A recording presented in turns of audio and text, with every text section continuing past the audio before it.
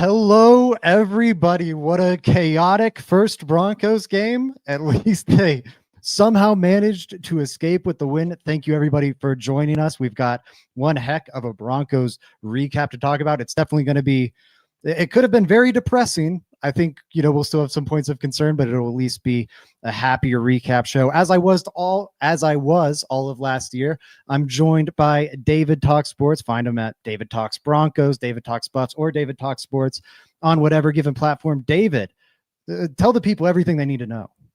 Well, Zach, pumped to be doing this again this year, and I'm glad we can start off talking about a win. Can't wait to get into it with you. Again, love this collaboration. I do have a flagship sponsor of the channel. Zach, you've been gracious enough to allow me to read it as well. So thank you to ProfitX. They're my flagship sponsor on the channel. Guys, this is the #1 peer-to-peer sports prediction market in America. They got the best lines. I'll be honest, man. I had a fantastic plus 100 line for the Broncos -8. Does that hit with it being exactly -8? We'll find out. I don't know. But guys, it looks and feels like a sports book, but it plays with much better odds. So use my promo code Dave in the description, sign up with ProfitX, and start having the most fun with me, man, and make $200 profit cash. So with that being said, Zach, let's go ahead and get into it. Man, what a game. What a game on so many levels. I was thinking, getting ready for this last year, we really went by the seat of our pants with this thing. And I was like, I want to be a little more organized this time around. And then we had one of the more crazy Broncos games we've ever seen. I'll try and do a quick recap. Actually, I'm not even going to try. There was a lot that happened really quick, and I think I'm going to totally butcher it if I try and run through it all in order, especially as ESPN lets me down right here and isn't giving me the drive sheet. So I'm not even going to try, but what a game.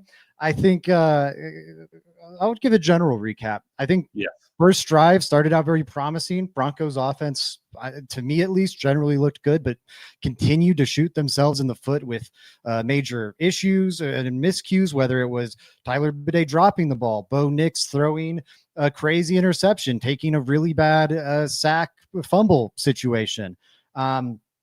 Bad penalties, all sorts of offensive miscues kept leading to drives stalling out. The defense, meanwhile, was pretty nails. Cam Ward had a couple crazy plays early on that opened up some field goal opportunities for the Titans, but generally speaking, the Broncos defense suffocated them. In the second half, more Bo Nix miscues, I should say, towards the end of the first half, Broncos finally got in the end zone and seemed to build a bit of a comfortable lead at 10 to 3, 10 to 6, 10 to 6. And then that quickly went away as the special teams gave up a quick field goal. And then Bo Nix threw legitimately one of the worst interceptions of his NFL career to set up another quick Titans field goal. But from that point on, the defense pitched a perfect shutout, despite Tennessee being gifted a short field multiple times. I mean, David, I feel like most Broncos fans are going to come away from this one feeling negative. It's ultimately a win in the record books. Do you want to start here with the negatives or the positives? I'll defer to you.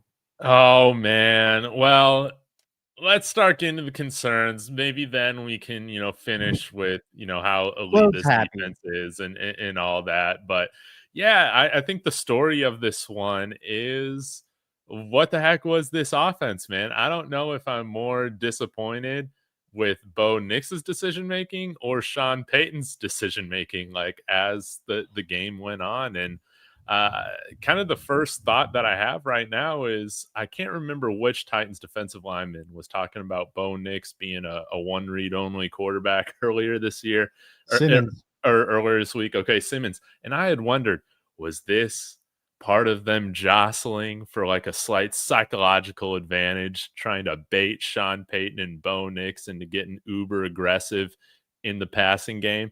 And I think that's kind of what we saw throughout most of this game. We got gunslinger Bo Nix. I like game manager Bo Nix. I think that's what's made him successful and what drove him to having such a successful rookie season. this was a lot of self-inflicted wounds. This has to be cleaned up, but I think we saw Sean Payton and Bo Nix kind of not maybe taking this game as seriously as maybe you would expect. They took it about as seriously as I took it coming into this week, where I thought the Broncos would dominate and run through him, man. But Bo Nix, I think, made it's like he was on cocaine. That's how my friend Marky put it in the Discord. What was this uncharacteristic out of Bo Nix? Hats off to Cam Ward, though. I thought he played very well for his rookie debut in a tough environment. Yeah, Cam Ward looks legit to me. The stat line isn't good at the end of the game. I get that. I'm not even going to try and argue like it was. I think for much of the third and fourth quarter, he wasn't as good. I think the defense really wore him down by the end. But man, the start of the game, a large part of the only reason the Titans were in this game was because the Broncos consistently shot themselves in the foot and granted potential scoring opportunities. And Cam Ward had a couple bonkers plays. And really, I would say the Broncos lose this game if the Titans receivers had some stickier fingers. There were some in that fourth quarter, multiple downfield opportunities where it was tight windows, hard to make plays, but Ward made the plays. It was his receivers that didn't close the deal. Nix, I think, though, like you said, he's the story of the game. Let's focus there for a second. Peyton also deserves some criticism. Don't worry, everybody. We'll get there too. But that was rough for Nix. I have some positive copium. I'm honestly, where I'm landing right now isn't that horribly down, but I want to get the ugliness out of the way first because it was terrible. He started the game okay, but it felt like once he hit on some of those, rolling left shots, he was like feeling himself a little too much. And the heat check started. He was throwing just crazy stuff out there. The first interception to Sutton, like, it wasn't terrible. Sutton could have made a play on that ball, but it's terrible in the sense you're rolling left as a right-handed quarterback, throwing off one foot, like doing a jump pass when there's not really pressure bearing down on you. It reminds me of Bo Nix last year in like week 1 or 2, or last year in the preseason. The game was also moving a lot faster for him then, but it was like, dude, it's great you can throw on the run. Not every single one needs to be a trick shot. And you felt that early. That was driving me crazy. And then once things started to go bad, it felt like he melted down a bit. I think midway through the third, fourth quarter, it felt like he kind of pulled it back out of the flames. And not that he started playing great, but at least got back down to being functional. But the middle hunk of this game, like late second quarter, early third quarter, where he throws that horrendous interception, he has like 3 turnovers in the span of, I'd have to look at it, probably 4 or 5 drives or something. Yeah. Just melted down for a little pocket. That was troubling. I mean, I don't know. It looked like, he was just spiraling. It was compounding. The mistakes were compounding on each other. He wasn't correcting them. And I think that is something that probably worries you going forward with Bo. Yeah. It almost felt like he had some anxious energy, like really at the beginning of this game. And Sean Payton's got to do a better job of just calming him down than kind of egging it on, I feel like, or like encouraging that energy. A lot of bad footwork. Also with Sean Payton, what was with so many of these rollout calls off to his left? And again, I understand wanting to take the gloves off or the training wheels off, but I think, again, Sean Payton deserves some criticism here because I don't think he necessarily got this offense really into a rhythm, really until maybe at some point in the fourth quarter when we started running the ball. Again, some great individual plays by whether it was Cortland Sutton had a fantastic game today. Let's see. Troy Franklin had some good catches. I think Marvin Mims did have some plays despite that, fumble he had punt returning. But it just didn't feel like we played sound, and the play calling was sound at all. Going to the end of the game, it's either a 52-yard field goal or Jeremy Crawshaw, who did look like a franchise punter today. Thank God. He had a good performance. Thank God. He looked good today. You could do that, but going for it on a 4th and 8 or doing a lame QB sneak without doing the tush push when you got Devondre Sweat right there. Again, that outcome was not surprising. just questionable decision making from Sean Payton. Our defense, this team won in spite, I think, of two of our more important figureheads in the organization. I would agree. And before I pile on Peyton, because I do agree, I will say I think one thing to watch all season is what does Bo Nix look like under pressure.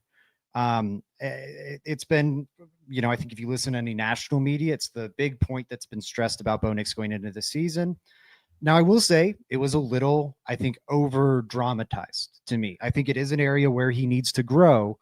But if you look at, the post week 7 stuff, when it looked like Bo finally settled in, it wasn't that terrible. It wasn't good. It's still an area that needs improvement. But instead of like being 33rd or 34th, he was like 15th to 20th, somewhere in there. So more average. That said, today it looked like the 33rd, 34th version. I don't know the final numbers, but there was a point where on 5 pressure to dropbacks, he had 1 completion, which I think only went for like 1 yard or something, but he had 1 completion, 2 interceptions, and a fumble. It was just crazy. And all 3 of those, the fumble was recovered by the other team. So that's 3 turnovers on 5. I guess there were 5 pressured attempts. So then the last one would have just been 6 dropbacks, and you've got 3 That's crazy. You can't have pressure result in a turnover 50% of the time. That's not a viable way to live on offense. And so it just has to be better there. Yeah. Now for the Peyton hunk of it, just wild. I think the run stuff with Peyton, like, he doesn't lean on the run game, I think it's been dramatically overhyped all off season, even last year. There's data points. I wish I downloaded them and I could flash them on the screen. Look at my Twitter. They're on there. Where he's actually pretty average in terms of how frequently he calls a pass, how frequently he calls a run, and pretty average too, even when you filter it by situation. How regularly does he do it on 2nd and short or 2nd and long? Really down the board, he's pretty average. That was not fucking true today. Excuse my language. I shouldn't swear so we get demonetized, but that was absolutely not true today. Of the first 15 plays, 13 of them were runs. Now, some of that's on Bo Nix too. There were RPO plays in there that Bo Nix was pulling that I think maybe should have been handed off. But even then, maybe we're talking about 9-6 or 10-5, which is a better split, but still unbalanced and still a problem. Like you said, the offense seemed to have its best rhythm. I'd say those first 4 plays of the game when Nix hit 4 straight completions, that looked like rhythm, but maybe it was just scripted. It was 4 plays. I don't know how much thought we can put in that. After that, the only other time they found offensive rhythm, to your point, was when the run game started working. And then I got to talk about the 4th down. That was one of the worst coaching decisions I've ever seen. Truly. It's outthinking the room. It's like, why are you trying to outsmart yourself there? I'm not a conservative guy when it comes to really anything, but when it comes to the football calling, I'm not a guy to be like, hey, punt it on the plus 40 or whatever. But in this instance, when your defense has shut them down the entire second half, the only points they've gotten since like midway through the second quarter are because of special teams miscues and an offensive turnover. I would have just gone Crawshaw, kick it out of bounds. Don't let it be a touchback, but kick it out of bounds somewhere inside the 20. And let's dare Cam Ward with 55 seconds and no timeouts to drive down against our defense. And it worked out. Turns out he wasn't able to even drive 65 or whatever, but the plays were there to be made. And I think the Broncos got so dang lucky because I can't get it. What the hell was that? I didn't like the idea of kicking the field goal necessarily. Like, that's a gamble, but that's infinitely more defensible than like, what the hell was it? Let's just throw the ball up in the air and hope Mims is under it. It was 4th and 8. It was nonsense. I don't get it at all. And then for a second, I was like, maybe they're zagging and they're like, hey, we're outside, we're further away than 5 yards. No way they think we're going to try and get them to jump here. So we're going to do that. Or maybe we get backed up and punt or whatever, but let's see if we can make it a 47-yard. I was like, that's gotta be what they do. Nope. They snap it. And I will say 99% of the blame for this is on Sean Payton. Awful play call, awful decision.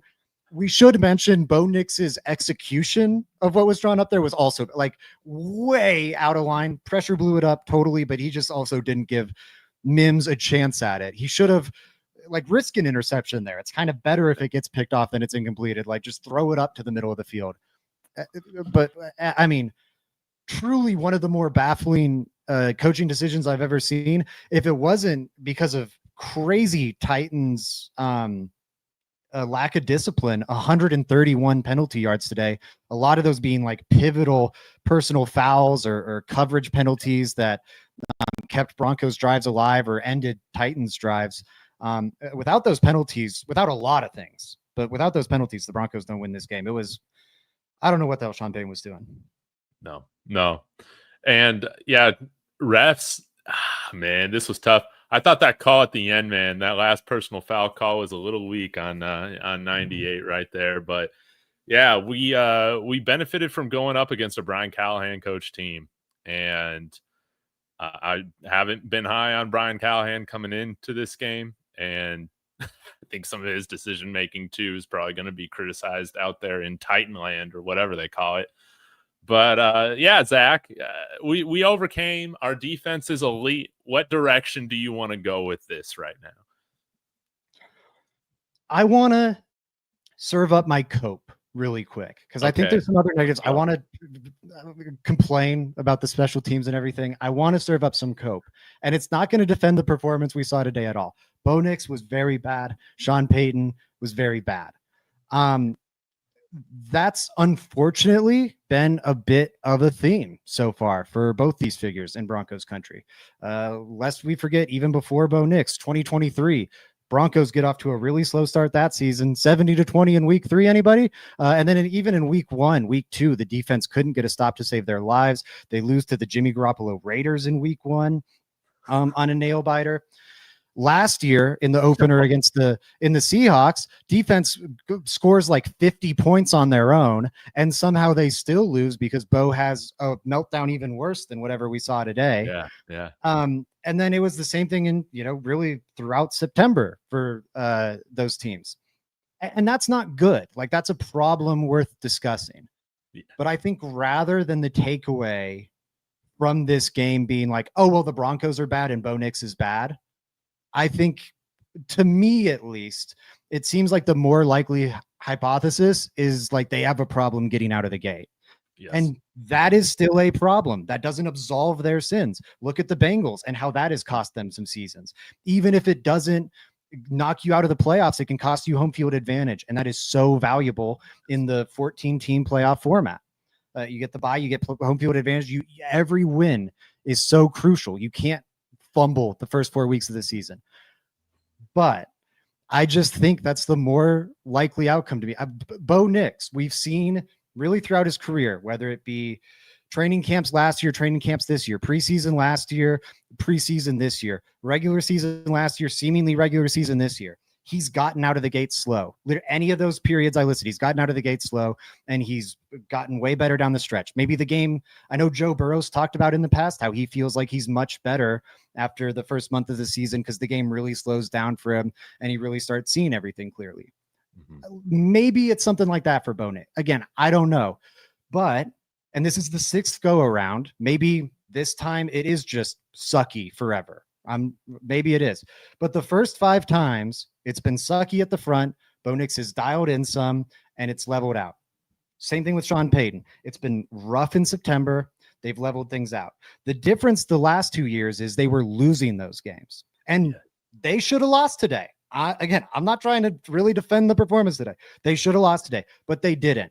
And come January, if it's a wild card race or a division race or whatever, they don't go, well, the Titans win actually counts as 0.7 wins, so they don't make it. It's a win. It counts the same as all the others.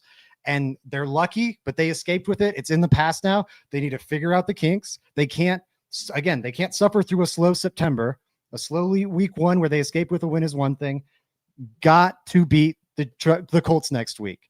If you lose to the Chargers and the Bengals, like, that's not good. It'll hurt you in the playoff race. Fine. Get out of September at 2-2. I feel confident about this crew dialing in from that point. That's my copium.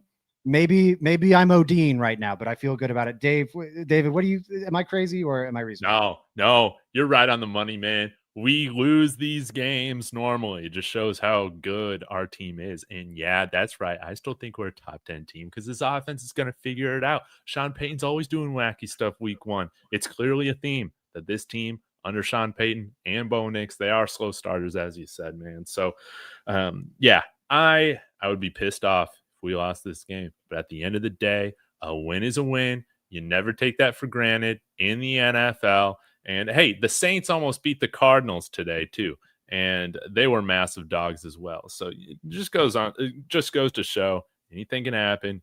You never apologize for a victory, and I think we can feel better going forward because RJ Harvey should be getting the ball more. Cortland Sutton balled out. Troy Franklin is a legitimate weapon, and we have the most menacing pass rush in the NFL. Yep. Week one is often a liar. I wouldn't, and that goes league wide. Like I wouldn't just go, well, the Chiefs suck now. I saw some people doing that after Friday night. I love the Chiefs losing. I loved seeing them struggle. I wouldn't throw dirt on that grave yet. I would keep my fingers crossed. But anyways, I would just, not worry too much about that. Like BK says here, Titans had 130 penalties and we barely beat them. I'm trying to grab some comments. I meant to read Kathy's. That's why I had it up on the screen. Shout out Kathy Schmididdle. Hi fellas, sloppy game, but we got the dub. Hopefully Sean Payton and Bo got the jitters out and next week looks better. Hashtag LTB rocks. And I'll add on a hashtag DTS rocks too. I agree. I think hopefully they got the jitters out and next week looks better. I think, and we don't know at least I don't, maybe they're already out, but I don't know what the line is for week 2. I have a feeling the Broncos are going to be one of my favorite bets. Not even with any orange tinted glasses on. I think people are going to look at the Colts detonate what looks to be a really bad Dolphins team. Yes.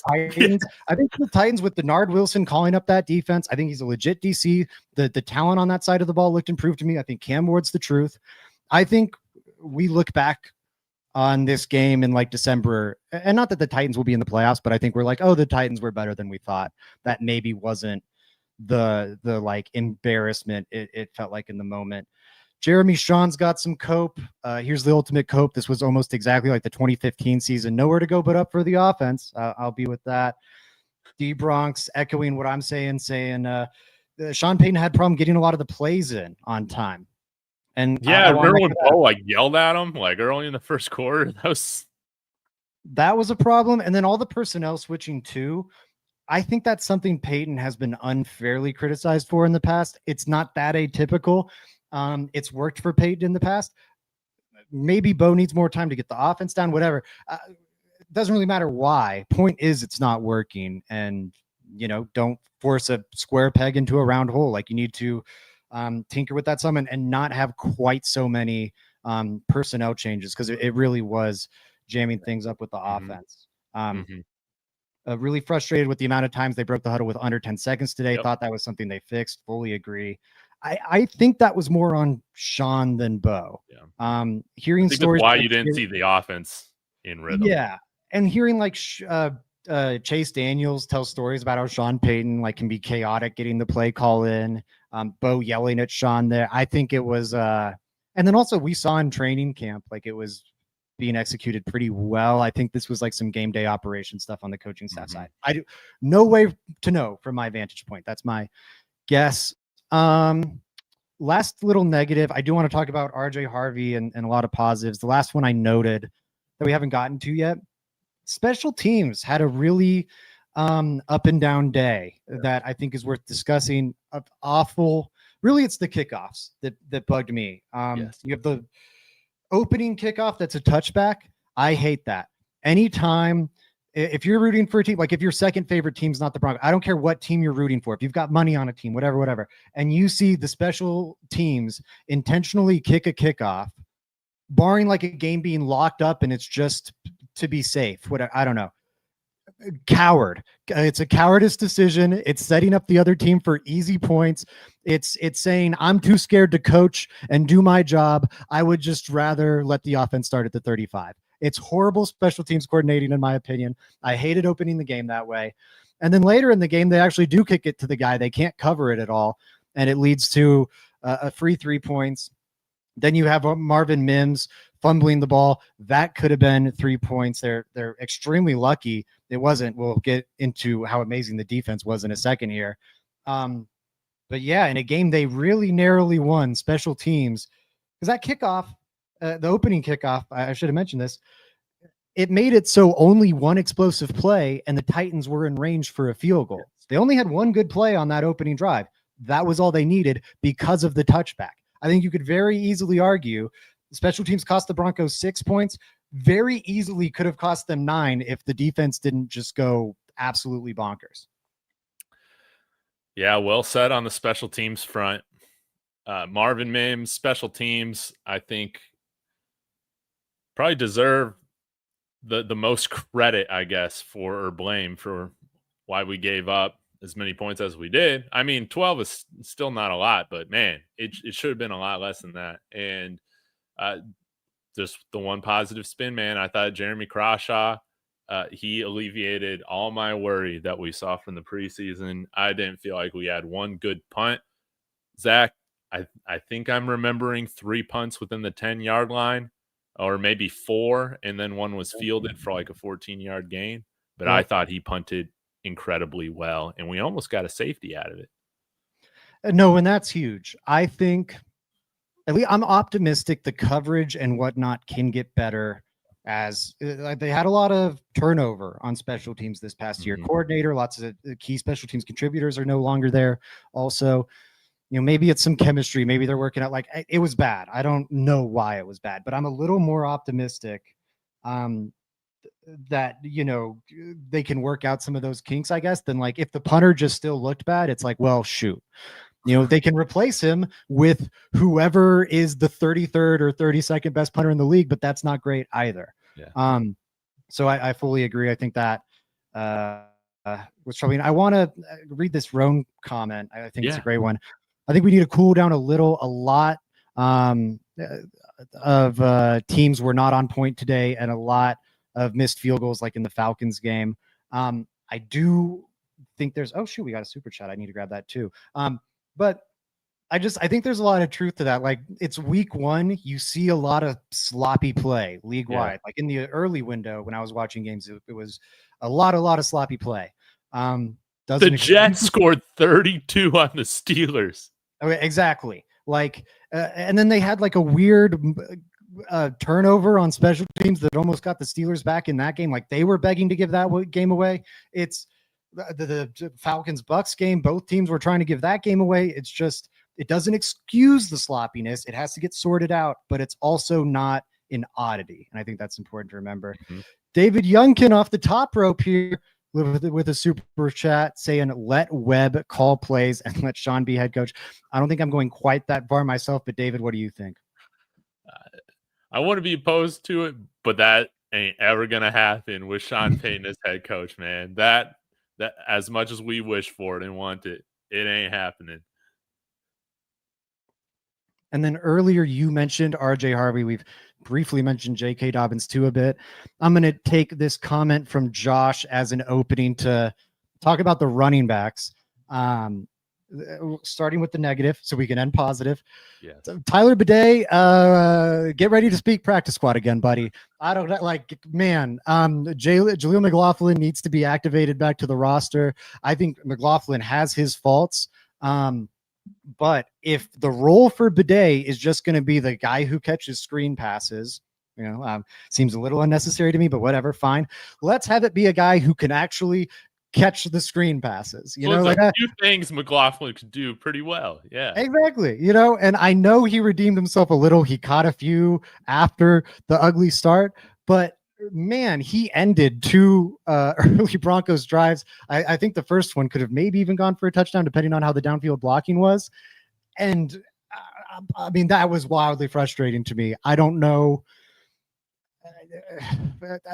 It's all symptomatic of a bigger problem. And that's RJ Harvey needs to figure out how to block for the quarterback, because man, the Dobbins, like, he had a great run at the end there. He got better down the stretch. I don't think he was overly impressive today. And then Bidet was just straight terrible. RJ Harvey, I thought, whenever he actually did touch the ball, which wasn't much, but when he did, it looked awesome. You know how you're enabled to give him more touches and get him on the field more? He has to prove he's at least a respectable blocker. To my knowledge, they haven't asked him to pass protect once in either the preseason or the regular season. They are telling you a lot there with their actions. I don't care if Joe Lombardi comes out in his press conference and is like, I'm thrilled with what we're seeing from RJ Harvey as a pass protector. Then why are you refusing to let him ever do it? Why is Tyler Bidet getting those snaps? Okay. Because you don't trust Harvey to do the pass protection. Harvey, man, show up to the facility at 4:30 a.m. every morning. And I don't know how you're going to rep it out, but just rep out some, oh my God, the Broncos need to figure out a way to get RJ Harvey dialed in on pass protection, because I think it will greatly elevate this offense. I know I'm off the rails, David, but are you with me on this? I love it. Yeah, I was wishing for Jaleel, I think, like 3 series in or before that, man. So, yeah, we'll see what happens with Tyler Bidet. J.K. Dobbins, I thought, of course, he had some good runs. I think this running back room is clearly upgraded from last year.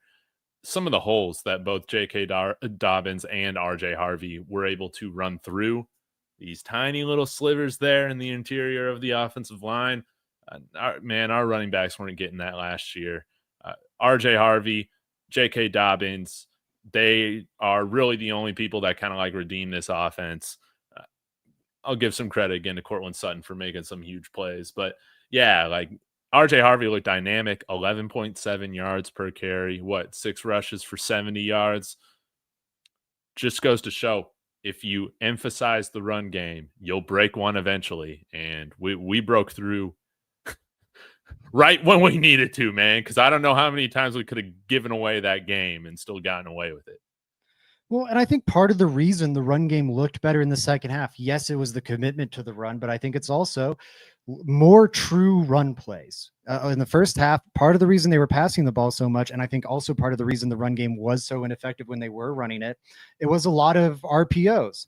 And RPOs, I think, are a great mix-up. Like, they have a place in the offense. Bo Nix is generally pretty good at them. They should be in there. But it is like the dynamic element of, oh, we could run or pass on this play. It's nice. It gives you options, right? But you're also like getting a less effective version of a pass relative to your average pass, and a less effective version of a run relative to your average run. It's just, they're kind of neutered a bit. And man, all those in the first half, like, you could feel it in the run game. And then in the second half, and there were still run problems, 1,000%. But you saw them institute a few more like real, just the call here is a run. It's not a run pass option. It is a downhill run. That's what RJ Harvey popped his big gain on. That's what J.K. Dobbins popped the touchdown on. And I think a lot of their positive carries in the second half came on those types of plays. Hope we see more of that in the first half next week. Yes. 1 second. What's this? RPOs can't be your fastball like they are in college. Yes, fully agree there. Yeah. The athletes are too good, man. We saw that. We saw that when Bo tucked it a few times. And I did want to call this out. Notice a couple times, man, there were some just whiff blocks from Evan Ingram, man, kind of in line. That was rough, but I think, how many rushing yards we have total? 151. And it seemed like we didn't run the ball well for most of the game. Like, that's crazy. They got over I'll take it. That is really crazy to me. How did they get all that? I mean, they had the big RJ Harvey carry. It must have all come on that, just about. Yeah, about 50 yards of it did, and then the other 100, yeah, mainly J.K. Dobbins. You know what? 100 without, I'll take it. Yeah, 3.9 yards per carry for Dobbins, so not super effective. Nix hit 18, and then the 70 from Harvey with the 50-yard long really helps. But yeah, they got fairly decent production on the ground. Hope they commit to it sooner. I think they again should tinker a little bit with how they execute it. But I was really happy with what we saw from RJ Harvey as a ball carrier. Yes. And I think you would love to see him get that pass protecting element, because then those screen passes go to him too. And I think you can tell he'll be so much more deadly with those than Dobbins or Bidet can be. He just needs to add that last element to his game. And I think it'll jumpstart a lot for this offense. Kathy Schmididdle here. Did the trash talk from Simmons get into Bo's head? I think so. He seemed to try hard and not to run, especially in the first half. Maybe. I think there were a couple times when he pulled up. I think it was almost maybe it was that. I don't live in Bo Nix's head. To me, it just looked like pressing too hard and trying to do. But maybe that was why he was pressing too hard. It reminded me of the Colts game, where it felt like that game, the lights got a little too bright for Bo, where it was, they lose this, they're probably out of the playoffs. They win it, they're probably in the playoffs. And he looked like weeks 1 and 2 Bo from last year. He just had crazy regression, had all these terrible turnovers. Thankfully, Anthony Richardson and Jonathan Taylor had even worse days at the office. But that's what it reminded me of in this one. I don't know if he was just so amped. Season opener, we've got Super Bowl expectations. I really don't know what it was. But it just looked to me like he was pressing way too hard. Maybe the Jeffrey Simmons trash talk is why. I would think not, though, because we saw Bo getting mixed up with trash talk plenty last season, and it didn't seem to negatively impact his play then. Nah. That's kind of what I think, man, too. Might have gotten in his head, man. But who came to play right now, Zach? Defense. We got to talk about this defense, man. We got to. They look exactly as advertised. I mean, and I'm glad. I am so glad they needed it because the offense disappointed, but man, the defense, totally harassed Cam Ward. They were all over him all day long. The sack numbers should be even more impressive when you consider the intentional groundings, the throwaways, the holding penalties that weren't ultimately sacks, but were plays that the pass rush absolutely blew up. How many sacks did he ultimately take? Sacked 6 times. That's a lot. He opened the game pretty well too. I wish I noted how he started, but closes the game ultimately 12 of 28 for 112 yards. That's under 5 yards per attempt pretty comfortably. What the great Chris Wesseling affectionately dubbed the Blaine Gabbert zone, not where you want to live.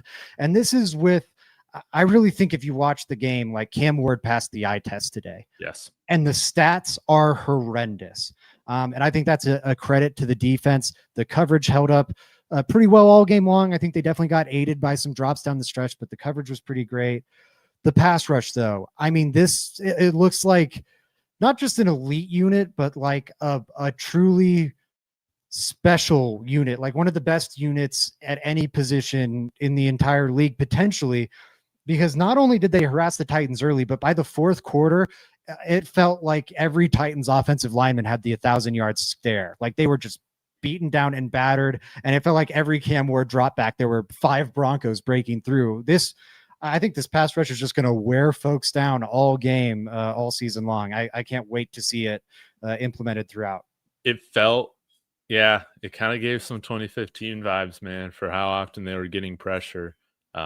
Nick Bonito looks absolutely worth that bargain of a contract already. He also looked stout on some particular run plays as well. I think he had 2 TFLs. He was blowing up the backfield in the pass rush and in the run. And then, I just want to mention everybody else who had sacks. Justin Sternad, I thought he had a good game from inside linebacker filling in for Dre Greenlaw. Jonah Ellis, a very timely sack to get them back towards midfield, and then a sack on the following play by Zach Allen. That was awesome. Jonathan Cooper almost got a safety. Jaquan McMillan a sack and a strip at the end of the game led to a Jahdae Barron fumble recovery. But the pass rush was insane. And I came in thinking that we could break the record again for most sacks. And right now we're on a pretty good trajectory. I mean, the fact they did this with the weakened spine they had, no Malcolm Roach, no Dre Greenlaw, Alex Singleton, not at 100%, was awesome. Hufanga, a big takeaway, had a few bad plays too. Brandon Jones had some ups and downs, but overall, I was really impressed by Hufanga. Brandon Jones, for his downs, he had some really meaningful plays. Riley Moss had a really good day. Jahdae Barron, I want to shout out. He didn't play a lot. He saved the touchdown on the kick return before the end of the first half. That was all him. And then he had the fumble recovery, which, ultimately would have been an incomplete pass on fourth down anyways, but fumble recovery on the last play of his rookie debut. That's a pretty sweet way to end it. I think people who are sleeping on him because he's behind Jaquan right now are crazy. Vance Joseph doesn't like playing rookies. Jaquan McMillan was one of the best players all training camp.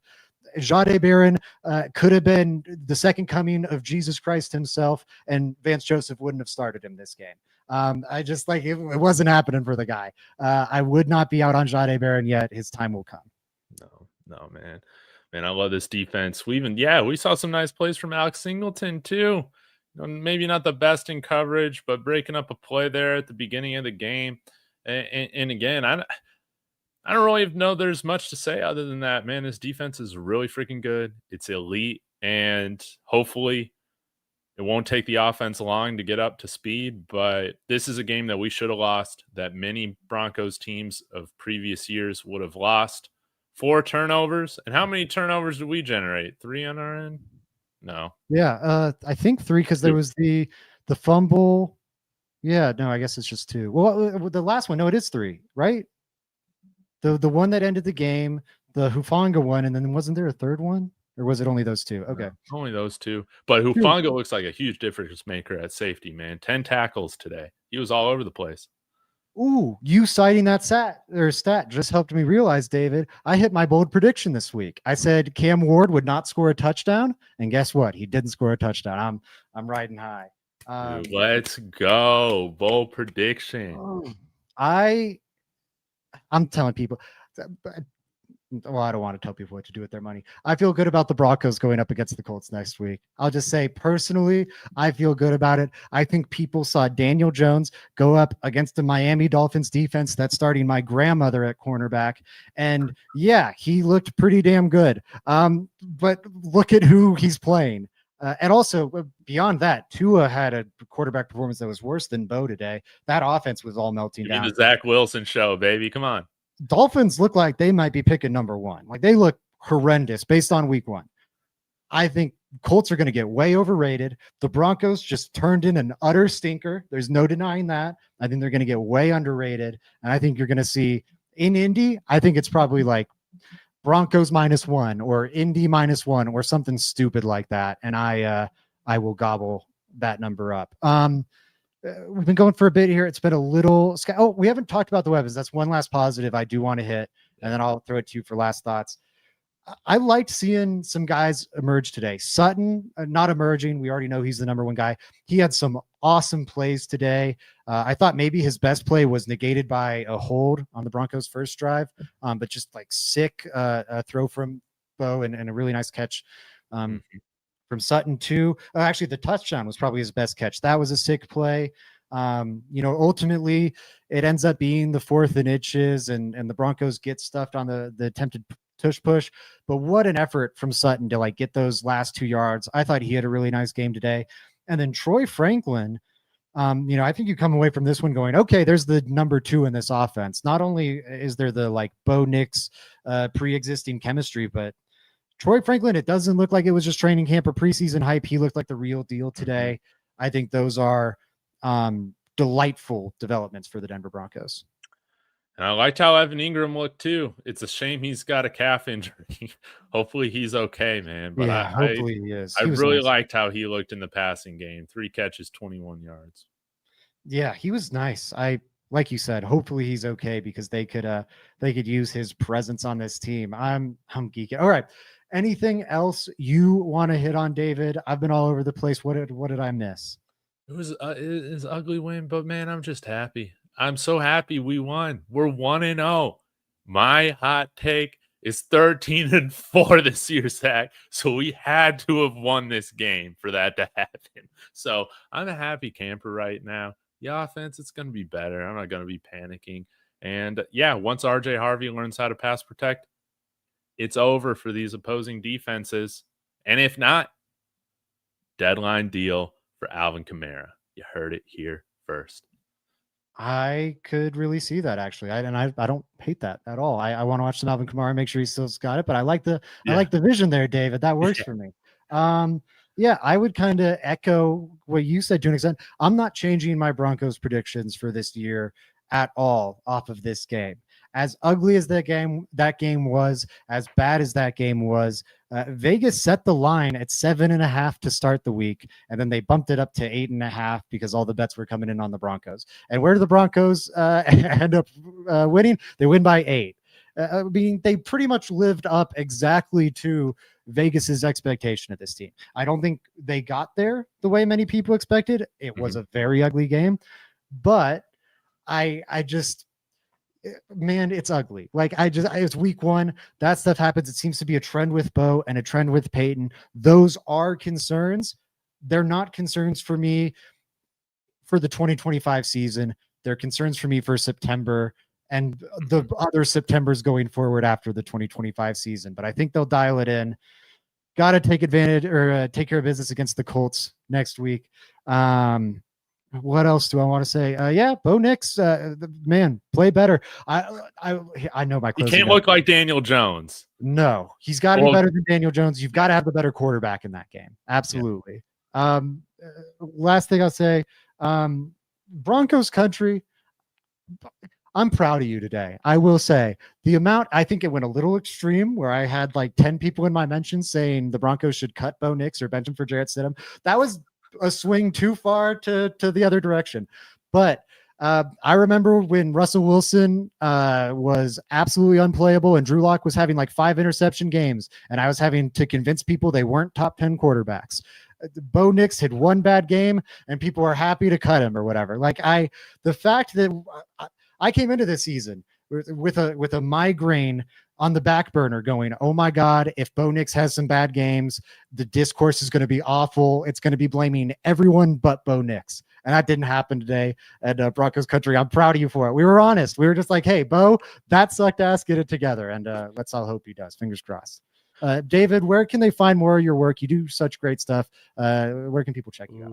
Well, thank you again, Zach. I love doing these post games with you. They're one of the highlights of my week. You can find me at David Talks Broncos on YouTube. Please subscribe. I have a big panel weekly show on Mondays, Horsepower Hour with Marquee Sports, Kodiak, and Jeremy Sean, as well as Lucifer Boys on Thursday nights with my man Straz over at Broncos Hub. So would love to see you guys in the Let's Talk Broncos chat. Say hello sometime. Stop by and talk Broncos with me.